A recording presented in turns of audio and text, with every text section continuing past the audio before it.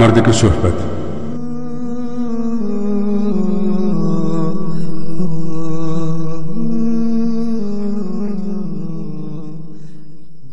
Bir narsani bilgim kelyapti. Mana hozir bu kitobni anglashga boshladingiz. Sizmi men kulgan joyda kulib, men yig'ilgan joyda yig'larsizmi? Kamer ichida.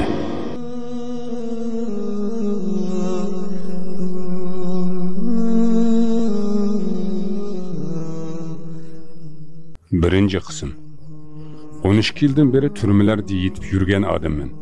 Lekin şuncha yildan beri yeni kelgan mana bu mahbusga o'xshagan birini ko'rmadim. Meni bu turmaga bugun saharda elib keldi. Men yataqda yolg'iz edim. Keyin bu odamni elib keldi. Bu odam kelganda endi yolg'iz qolmaydigan bo'ldim deb xushal bo'lgan edim. Lekin uning as hushi joyida emasdek. U kelibla yataqning ichini o'lchamoqchi bo'ldi. U gap qilishga boshlab, "Xo'sh, yataqning necha qadam ekanligini sanadimmi?" "Yo'q, sanamadim. 10 yildan beri qaysi bir turmaga kirsam, kamerlarni qadamlab, burjaklarni qerishlab hisoblayman. Bu yerni bo'lsa bir soatdan beri hisoblay olmayapman." U odam kichik yuzlik, uzun soqolliq, gavdasi yo'g'on, yosh yigit edi. Hatta u mening bu kamerda ekanligimga parvo qilmasdan o'ziga o'zi gap qilyotdi. Meni hayron qoldirgan bu odamga savol so'ramay tura olmadim. "Hey birodar, o'zingga o'zing gap qilyapsan yoki menga gap qilyapsan?" "Ha, o'zimga gap qilyapman. Nima farqi bor? Menmi bir odam emasman?" "Albatta odamman. Shundoq ekan o'zimga o'zim gap qilishim mumkin." Javobi o'zidan chiqdi. Bu vaqtda tunugun boshdan kechirgan qiynoqlar, uyqusizliklardan ahvolimning nacharligi chiqib turardi. Uning qiliqlaridan ichim siqilib, uningga e'tiroz bildirdim. "Hey, undaq bo'lsa o'zing bilan o'zing ovozingni chiqarma gaplash. O'zingning ovozini o'zing bemalol anglay olaysan. Meni tunugun qiynoqqa solgan. Toza holim yo'q. Shunga men hozir uxlamoqchi." Lekin u yana g'alati javob qildi. "Ma'qul, tushunishlik, ovozingni o'chirib uxlab bergin." Andın u bir az jimib ketdi ve sükutni buzib, "Oho, bu qandaq mantiqsizlik bo'ldi. Bu yerda ham og'zimga matan selib olmanmi? Bir qadam, ikki qadam, 3, 4, 5, 6, 7.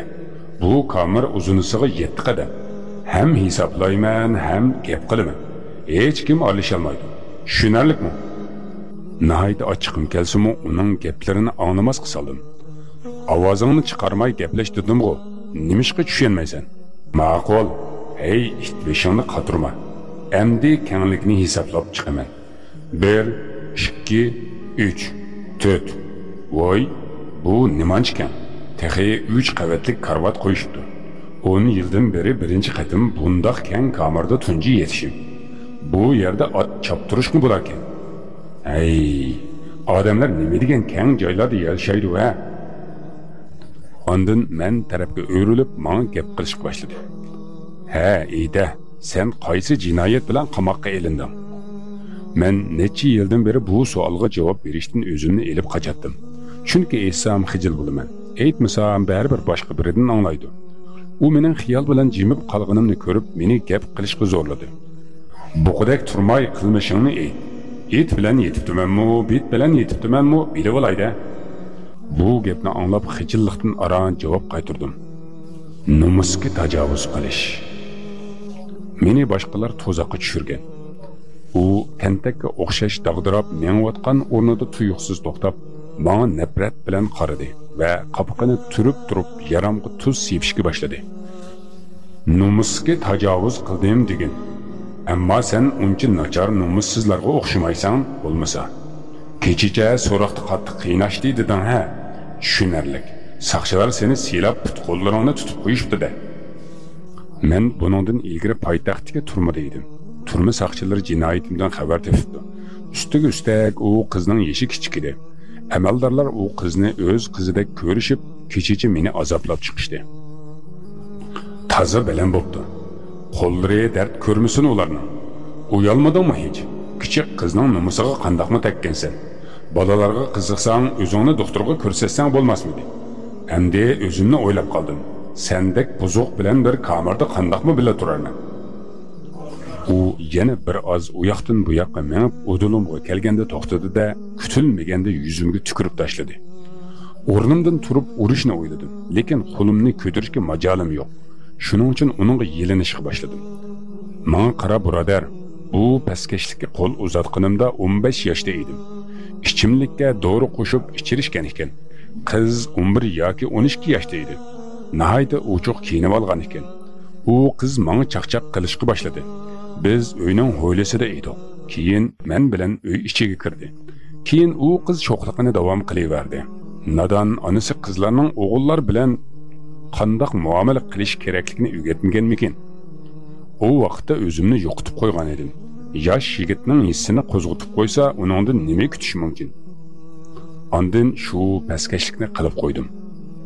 Shundoq degin, o'zingni paskash deb ataysan. Menga dori ichirishgan deysan. Qarmoqqa pushaymon qilsan. Xijil bo'lyapsan. Balkim odam bo'lishi mumkin. Isming nima? Abdulboqi. Sening-chi? Haromiy Barat. Aun vaqib qoldim. Ömrüm bo'yi birinchi qatim o'zini haromiy deb atagan odamni ko'rib turishim. Nima? Haromiymi? Ha.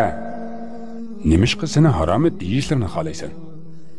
Qara, gap bunda. Men yaxshi ko'radigan odamlar desa parvoyimga kelmaydi. Lekin men yoqtirmaydigan kishilar esa uni tamg'i mixlab qo'yaman. Tushungili bo'lmaydi ekan seni. Modomiki laqmang haromiy. Ya'ni kimning aytishining nima farqi bor? U tezla to'xtab menga o'rildi. Shunimi tushunmaysanmi? Meni yaxshi ko'radiganlar esa bo'laverdi. Chunki ularning yomon niyati yo'q. Meni yomon ko'radiganlar esa g'azbim tutadi. Chunki ular har qatim haromiy deganda meni masxir qilmoqchi bo'ladi. Shu yo'l bilan qisos elishni o'ylaydi. Buningga yo'l qo'ya olmayman. Dushmanim meni janobi Barat deb chaqirishga majbur. Men karvatning 3-qavatida edim. Uning to'xtamay yurishidan beshim aylanib ketdi. Ammo men uxlamoqchi. Lekin bu odam meni uxluqla qo'ymayotdi. Beshimga balo bo'ldi. Endi o'tinish ohangida gap qilib ko'rdim. "Hey birodar, shu yerda o'ltirsang bir oz gaplashaylik. Ishengin beshim qiyotdi. Kel, o'ltir birodarim." Men jim o'ltira olmayman. Sharifim ursin, partalab ketaman. Keyin bilaklarimni tutib olishga to'g'ri keladi. Bu qanday qasam bo'ldi? Nima? Yoqmadimi? Albatta yoqmadi. Shundaqmi qasam bo'ldimi? Bu qasamni men o'ylab topdim. Allah Allah, qasam o'ylab tepish degan gapni anglab boqmagan ekanman. Yangi chiqqan ishmi bu? Nimaga hayron bo'lganingni tushunmadim. Non ursun, Qur'on ursun degan odamning qasmi chiroyliqmi? Umu qasam bo'ldimi? Non yoki Qur'on uramdi? Nomussizlarning qasmiga nima deysan? O'zida or nomus yo'q, sharifi ham yo'q. Qasam ichganda sharifim bilan deydi. Bunda qasamlar menga yoqmaydi. Shuning uchun yangisini o'ylab topdim. Sharifim ursun degan qasmim ilgirki turmadigilarga ham yiqib qoldi. Ularmi mushunda qasam ichishga boshladi. Lekin sen xohlasangmi bunda qasamni icholmaysan. Nimaga hamdi? Nimaga deganing nimasi? Chunki senda uradigan sharafning o'zi yo'q-ku. Bir qizchaqning nomusini bulg'amsan. Eng sharafsiz odamning ishi bu. Qizchaqni qo'yib tur. Cho'ng yoshligilarning nomusiga tekkanlarga salom qilmayman. Ochiqim keldi. Menga qara birodar, sana beshimdan o'tganlarni so'zlab berdim. Men bir sharaflik oilaning sharafsizlik qilib qo'ygan farzandiman. Qanchalik pushaymonda ekanligimni sen tasavvur qila olmaysan. Nomusliq odamlar xato qilmaydi degan gap yo'q-ku. Sendan o'tinaman. Meni sharafsiz dema. Buni hazm qila olmayman. Sana aytdim-ku, menga to'zoq qo'yishgan. Agar as hushim joyida bo'lganda, gapim tugamasda u qo'pol ovozi bilan vaqiradi. Nima? Menga tahdid qilyapsan? Sharifim ursun seni. 90 parcha qilib tashlayman seni. Ikkinchi qatim menga tahdid qilsang, bu karvatga esib qo'yman seni. Bu odam beshimga tushgan balo bo'ldi. Allohdan o'zimga sabr so'rashdan boshqa choram yo'q. Gap qilmaslikka tirishdim. Uning ovozi birdam o'chgandek qiladi. Lekin yana o'ziga o'zi gap qilgancha u yoqdan bu yoqqa menishga boshladi. Bu arada uxlab qoptiman. Uyg'onganimda bir oz yaxshi bo'lib qilgan edim. Uning bilan ko'p suhbatlashdim. Qarmoqqa tentakdek ko'rinsimi yaxshi odamga o'xshaydi. Aradan hech qancha o'tmay u qaqshashga boshladi. Uf, zerikib ketdim. Eg'ildek kamirda sen va mendan boshqa hech kim yo'q. Buningda bek siqilib ketaman. Endi birasini elib kirishmasmi? Baratning gapi tugamasdan qorovulning ovozi anglandi. Sizlarga hamroh elib keldim. Mana, elanglar.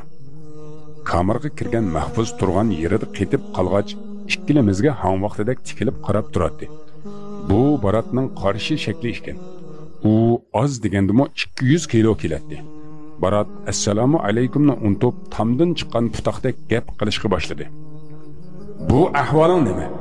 Ya Allah, ömrümde sendek semizni ko'rmagan ekanman. Seni o'lchaydigan tarozi bormidi bu dunyoda? Baratning bu gaplaridan xijil bo'lib ketdim. Semiz yigit turmaga kirganligi uchun kayfi nachar edi.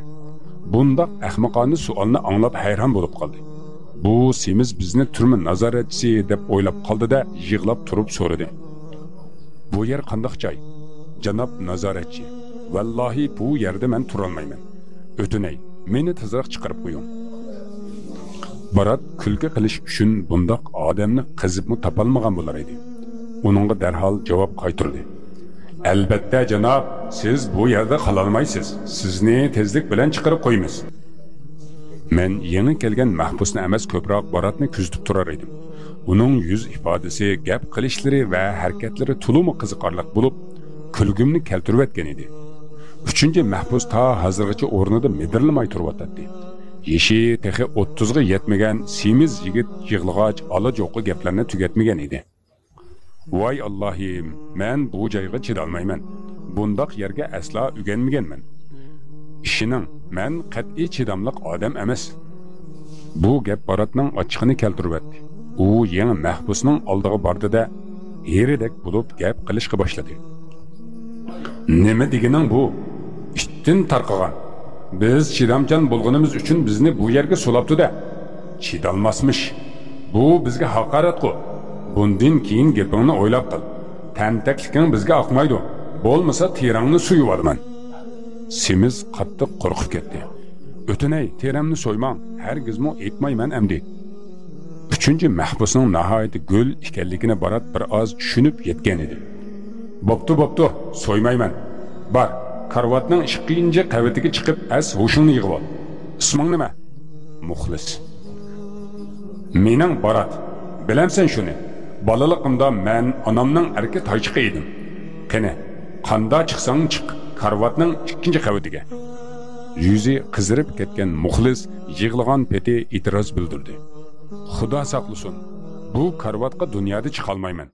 Xudo saqlasin, o'tinay, meni bu turmadan chiqarib eting. Men bu yerga chidolmayman. Nima qilishim kerak? Muxlisning ko'zlari chachrab chiqatgudek bo'lib, birdam yig'lab, birdam to'xtab qoladi. Chunki u ta hozirgacha bizningmi uningdek mahbus ekanligimizni tushunib yetmagan edi. Uning ahvoli nihoyat echinarliq edi. Bechora. Barat bo'lsa uning gaplaridan ochiqlanib, yana o'ziga o'zi gap qilishga tushgan edi. Buni qaranglar, chidolmasmish. Onunca biz turma tashbaqisi bo'lib, turma uchun tug'ilgan ekanmiz. Muxlis karvatga yaqinlashgancha Baratga qarab yelinishga boshladi. O'tinay janobiy nazoratchi, meni bu yerdan chiqarib qo'ying. Barat ovozining boricha vaqirdi. Zivoningni yig', zivon chiqarma. Bo'lmasa ochiqimda seni bir nima qilib qo'yaman. Birinchidan men nazoratchi emasman. Men ham mahbus.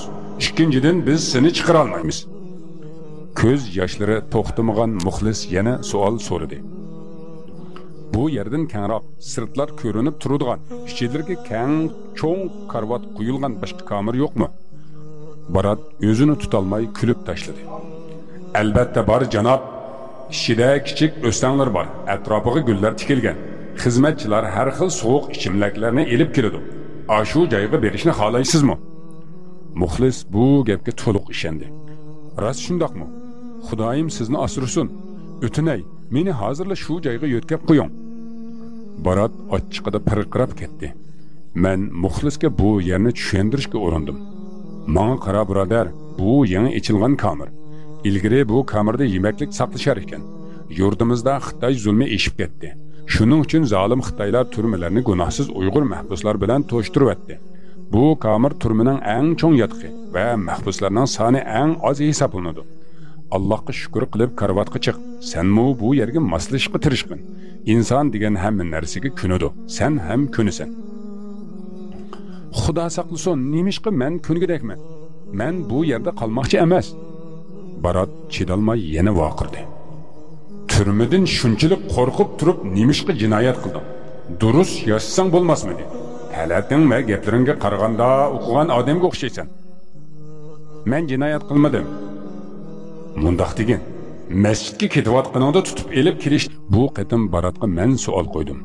Barat, masjidga ketayotganda qo'lga elinib turmaga tashlanganlarni uchratganmisan? Ammo u mening so'zimni e'tiborsiz qoldirdi. Chunki u muxlis bilan avara edi. Xo'sh, nima ishga kelding turmaga? Dadamning dastidan bo'lmamdi. Dadam zavodlarning birini mening nomimga o'tkazgan edi. Lekin boj to'lamay boj o'g'irlab demiş.